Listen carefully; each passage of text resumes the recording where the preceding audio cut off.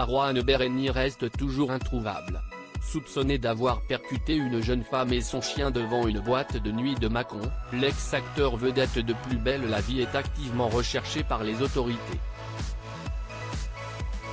En pleine tourmente, sa compagne Marie-Lou Salvatori a fini par sortir de silence pour faire part de son désarroi ce mercredi 16 août 2023. Lassée des cancaneries en tout genre, la jeune femme très éprouvée en a profité pour adresser un petit message aux curieux qui tiennent des propos déplacés au sujet de l'affaire. Depuis 2 semaines, Marouane Bereni, ex-acteur emblématique de Plus belle la vie fait parler de lui dans la rubrique Faits divers. Le 3 août dernier, l'interprète d'Abdel Fedala aurait percuté une jeune femme ainsi que son chien avec son véhicule aux abords d'une boîte de nuit, le Club 400, à Mâcon. Après l'accident, le comédien aurait pris la fuite. À ce jour, Marouane Bereni est toujours activement recherché par la police et introuvable. La victime aurait selon nos confrères du journal de Saône-et-Loire une clavicule et plusieurs côtés cassés. Cette dernière aurait également été touchée au foie et aux poumons. Toujours selon leurs informations, les forces de l'ordre auraient rapidement mis la main sur le 4x4 Mercedes de Marouane Bereni. Dans les médias et sur la toile, un cliché du bolide a même fini par être dévoilé. La voiture était présente depuis le vendredi 4 août au lieu dit Le Vivier, à Fleury, Rhône, commune du Beaujolais limitrophe de la Saône-et-Loire, à proximité de Romanèche-Thorin, apprend-on.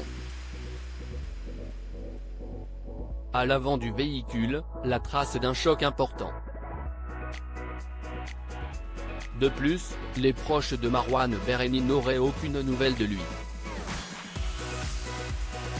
Ce mardi 15 août 2023, Marie-Lou Salvatori, sa compagne est pourtant sortie du silence. L'occasion pour elle de mettre fin à de multiples rumeurs. À tous les curieux mais surtout tous les gens qui tiennent des propos déplacés concernant Marouane ou ma manière de gérer l'événement, je les exhorte à la patience ou à tailler la route, cesse d'agacer l'artiste via ses réseaux sociaux.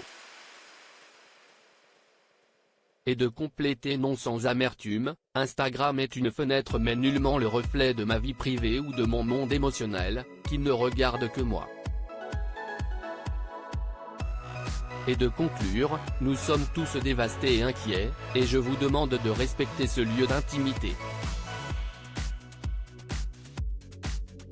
Merci. Une prise de parole inédite est nécessaire en cette période délicate. Pour rappel, les autorités qui se sont rendues au domicile de l'acolyte de Dounia Cohézin souhaitent uniquement l'interroger comme témoin. Pour le moment, aucune charge ne pèse contre lui à cette heure sans plus de preuves. En parallèle, le parquet de Mâcon a ouvert une enquête pour arrêter l'auteur de l'accident.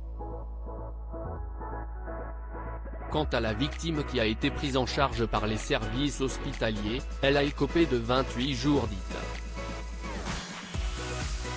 Auprès du journal de Saône-et-Loire, elle a d'ailleurs levé le voile sur ses lourdes séquelles. Aujourd'hui, on a essayé de me placer sur un fauteuil. Maintenant, je n'arrive plus à marcher.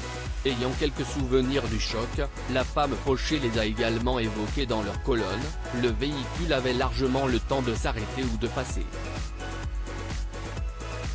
Je ne voulais pas passer par là, mon chien allait aboyer face aux gens présents devant la boîte de nuit. Une initiative qui lui a malheureusement coûté très cher.